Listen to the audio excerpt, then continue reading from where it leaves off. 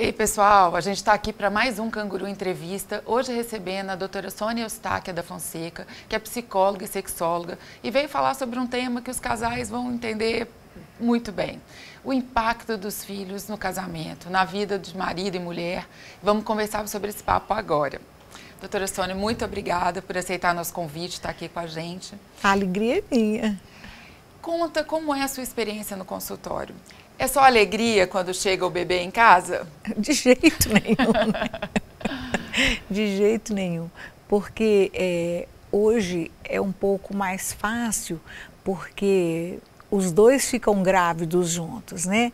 É comum... Tem um envolvimento dos homens muito maior, né? Para ir para médico, então ele vai se inteirando dessa nova realidade. Mas um bebê dentro da barriga é uma coisa, né? E ele fora é outra completamente diferente, né? Então ele muda toda a rotina da casa, né?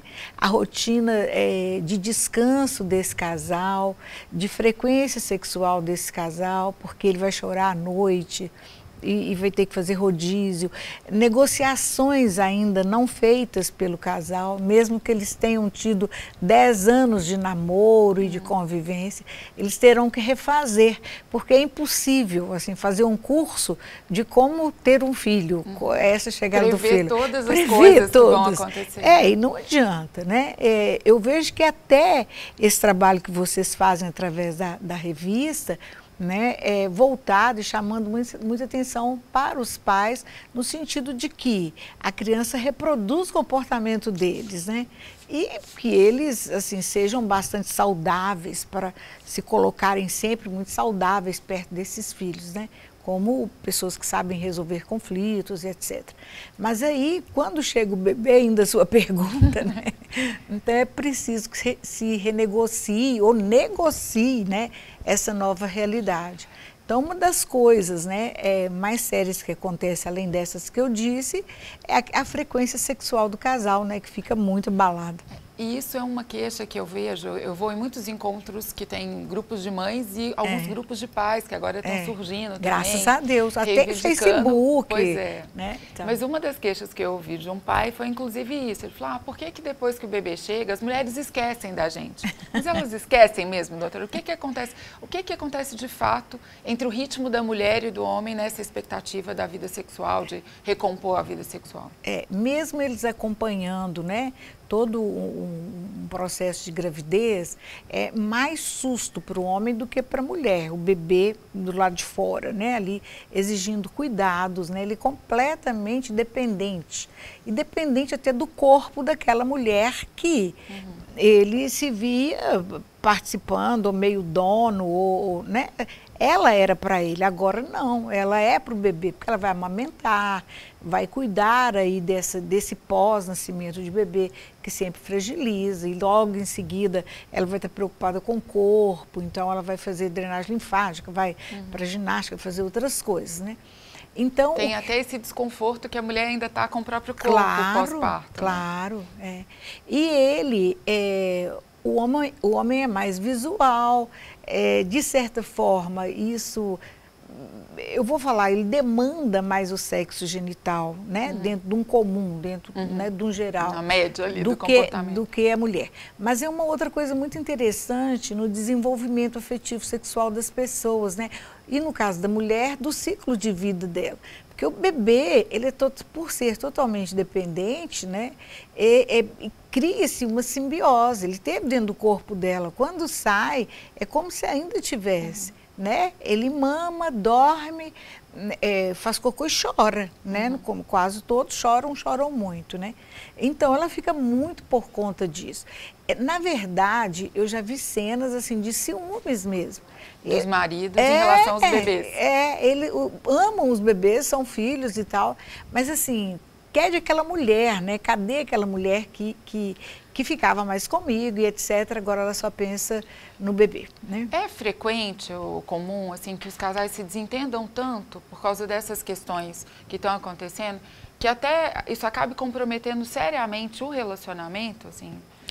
Mesmo com os bebês ainda pequenos? Mas eu acho que não é nem nessa fase a fase mais difícil.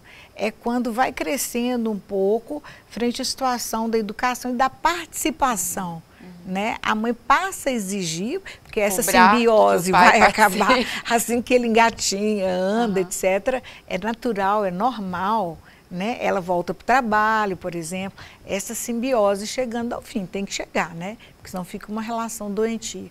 E aí, pai e mãe vão ter papéis de pai e mãe, mas eu diria com a mesma intensidade, levando o mesmo tempo. O pai pode fazer o papel da mãe hoje em dia, né? E é bom que faça, que antigamente as mulheres é que davam banho nas crianças, alimentavam, punham na cama. Hoje não, os pais fazem isso tranquilamente, com amor, com gosto, né? Então pode dividir esse tipo de tarefa. Mas às vezes há muita divergência em relação à maneira de educar, né? E a maneira de conduzir essa coisa que eu chamaria de trabalho, né? Além que criança da mão de obra, ou seja, trabalho não, mão de obra, né? Mas vai além da divisão das tarefas, passa pela coisa dos valores mesmo, do que cada um quer para aquele filho, como cada um quer criar aquele filho. Exatamente. Isso é uma coisa que é impossível prever, assim, por mais que eles se conheçam muito, como a senhora disse, do namoro, que pode ser ter namorado por muitos anos, só quando a criança está lá é que essas diferenças de valores aparecem? Olha, elas aparecem antes, só que a gente não gosta de enxergar, né? Vocês já eram diferentes, mas não queriam aceitar. E eu falo que não tem PROCON para casamento, deveria ter, né? Porque as pessoas se mostram de uma maneira diferente durante o namoro e noivado. Né? Se todo mundo pudesse morar junto durante um tempo, antes de definir se casar e ter filhos, era um bom estágio. Mesmo assim, não ia representar a realidade do casamento, mas chega perto, né?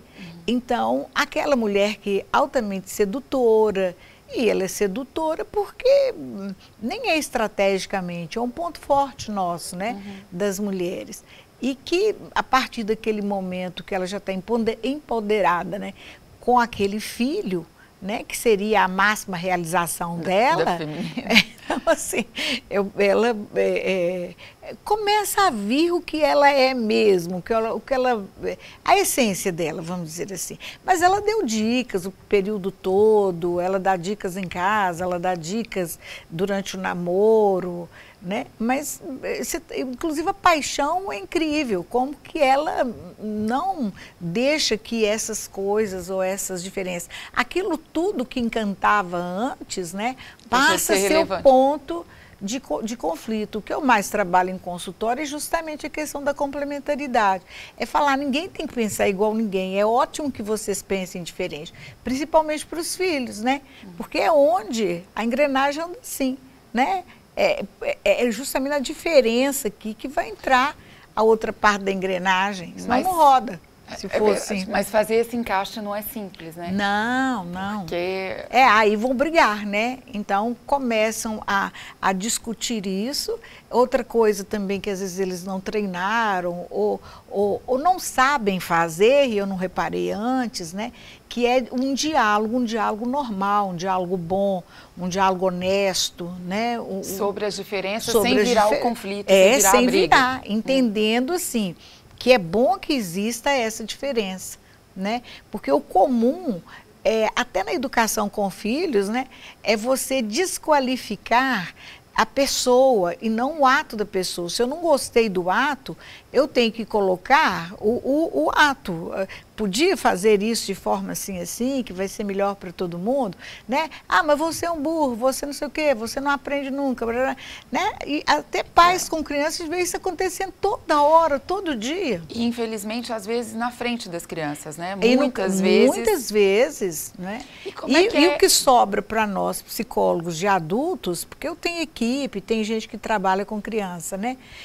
E a minha primeira especialização foi em criança e adolescência, né? Mas é justamente isso, o adulto é uma criança que cresceu, né? Então ele vai carregando. Ele está trazendo o que ele viu. Aí aparece um também transtorno de pânico lá na frente. Aí aparece outras doenças ligadas à ansiedade, fobias, né? Fobias sociais, etc. Ou mesmo os quadros mais depressivos, ou os quadros mais graves, né? As neuroses mais acentuadas, as obsessivas, né? Hoje há uma comorbidade muito grande entre uma neurose obsessiva, questão dos vícios em pornografia e internet. Então, um monte de coisas assim, porque afastou os dois da relação, que é mais difícil. Então, eu procuro uma que é virtual, porque não me dá trabalho, não é? E ali eu vou me resolvendo. Quando eu vejo, eu estou viciada naquela situação. E não consigo mais uma relação normal. Né, quando é que dá o sinal de alerta, assim, de que o perigo é grave, quando os casais acabam procurando ajuda profissional, ou quando deveriam procurar ajuda de um especialista como a senhora? Pergunta fácil. Quando começa a falar em separar, aí eles levam um susto e falam, eu não quero separar, eu não me casei para separar, etc.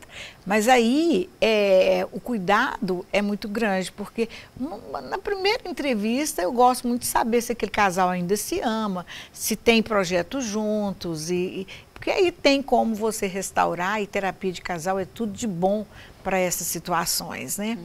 E eles aprendem, além de dialogar, eles aprendem como lidar com filhos. Eles crescem enquanto pessoas. Terapias essas que deveriam ter sido feitas antes, né? Feita nesse momento, também está valendo para a vida pessoal de cada um. Falando em pessoal de cada um, que até pleonasmo, né? Se é pessoal é de cada um.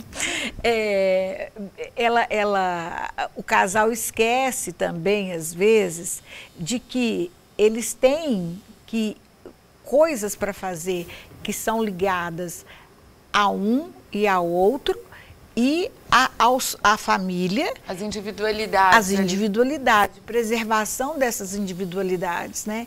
E às vezes eles não ficam muito preocupados em dar a sequência para preservar isso. Então a vida vira o quê? Uma prisão mesmo, né? E hoje, com a modernidade, o que a gente pode perceber? As mulheres não têm aquele manual de antigamente, onde eu tenho que repetir minha mãe, que repetiu minha avó. Pelo contrário, né? Pelo contrário, de outros modelos. E escrevendo uma nova cartilha, que eu estou até gostando desse modelo novo agora.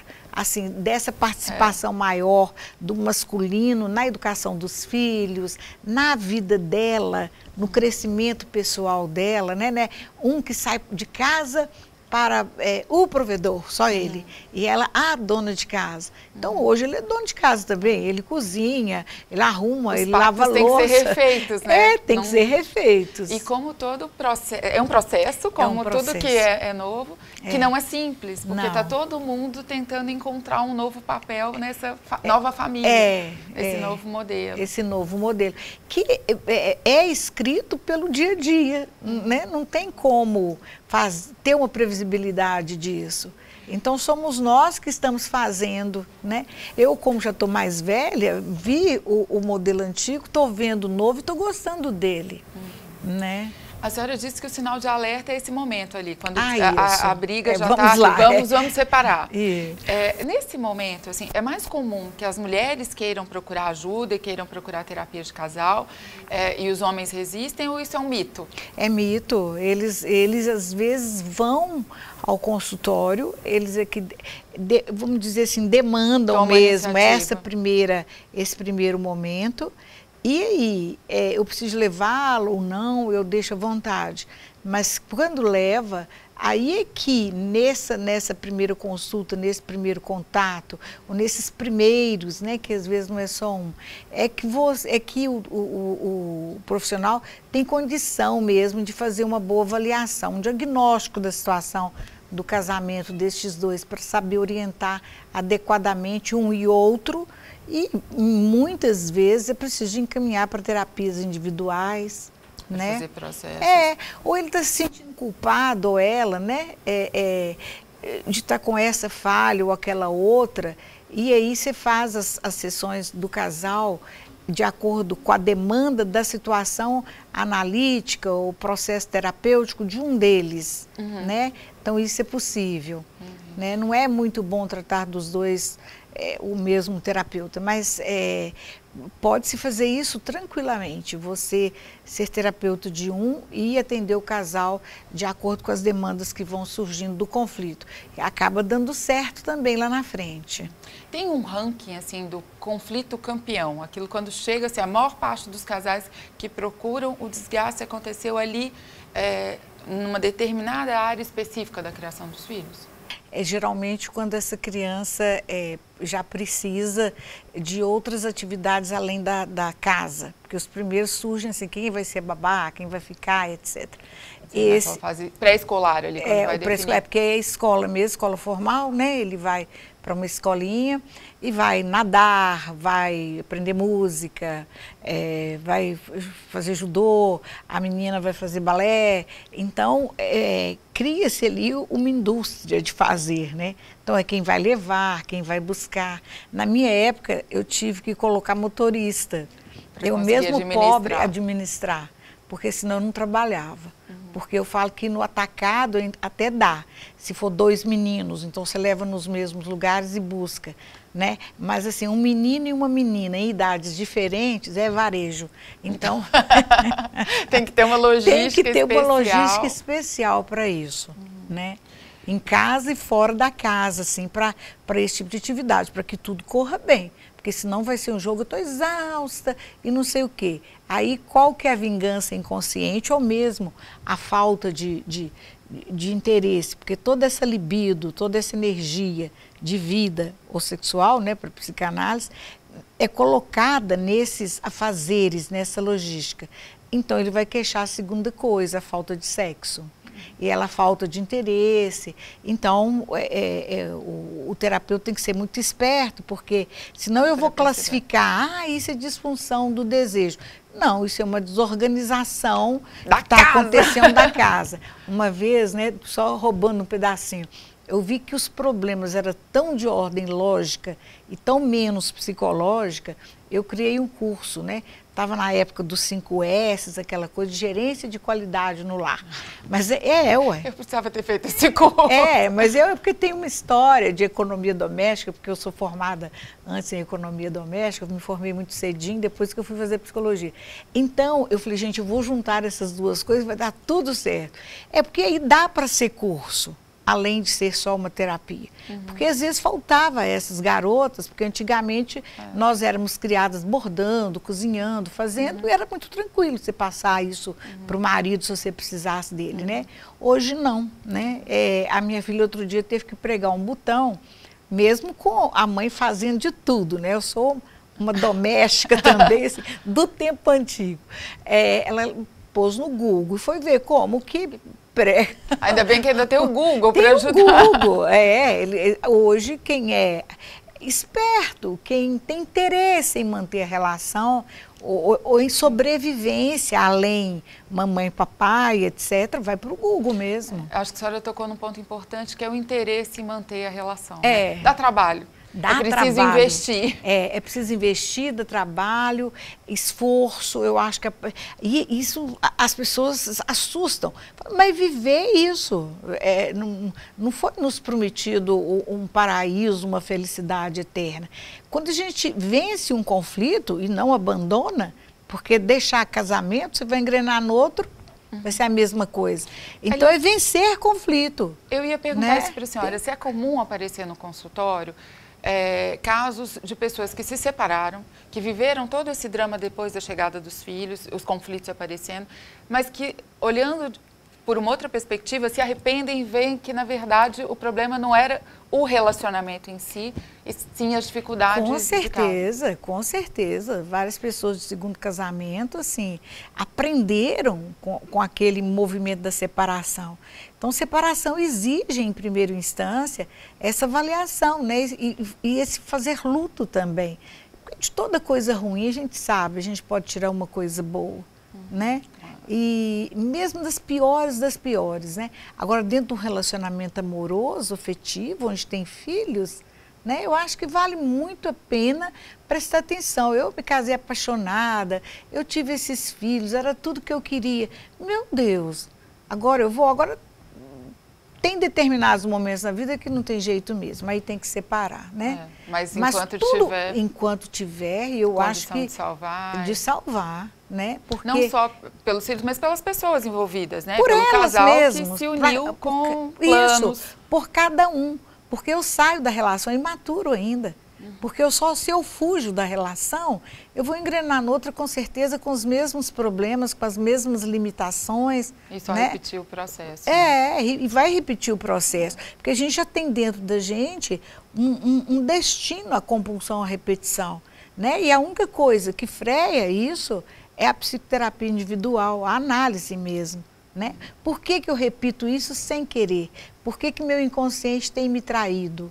Né? Então, você vai ver lá, tem esses registros. Então, pais, por favor, né, prestem atenção nos seus filhos. Agora, vocês têm um compromisso sério, uma responsabilidade séria, que é de educar em todos os níveis essa criança.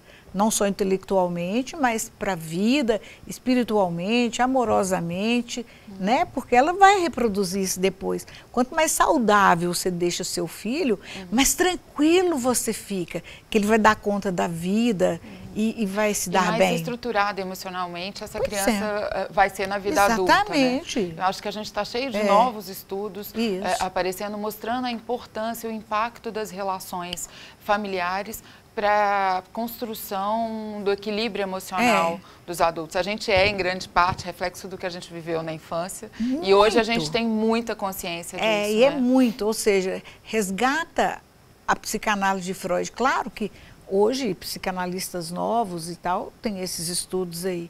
Mas ele tinha toda a razão. Né? Quando colocava os problemas de hoje com ordem lá no desenvolvimento infantil. Por tudo isso que a gente disse, aquele folclore assim, de que se o casamento está ruim, você precisa arrumar um filho para salvar o seu casamento, Nossa. Não é nada disso. Jesus, isso aí é horrível. Se você quer terminar de complicar, arrume um filho. Filho merece nascer dentro de um plano de harmonia, né? No mínimo. E eu acho que fica aí o recado da doutora Sônia de que é possível resolver. Tem trabalho, dá trabalho, precisa de investimento, mas é possível resolver. Se vocês estão aí num conflito, estão com filhos pequenos e virou aquela confusão, briga todo dia, e desse sentimento, vamos separar, antes de fazer qualquer coisa, procure profissionais como a doutora Sônia, porque ela deixou bem claro que tem solução. Doutora Sônia, muito obrigada. Até o próximo Canguru Entrevista. Muito obrigada.